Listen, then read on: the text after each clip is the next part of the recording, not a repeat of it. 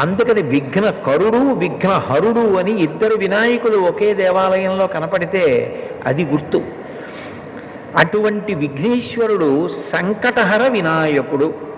అంటే ఆయన సంకటంలో పడిపోయి జీవితంలో ఇక పైకి రాలేకపోయినటువంటి అత్యంత ఇరుకైన ప్రదేశంలో చిక్కుకుపోయిన వాణ్ణి కూడా, అంత కష్టంలో పడిపోయిన వాణ్ణి కూడా పైకెత్తుతాడు.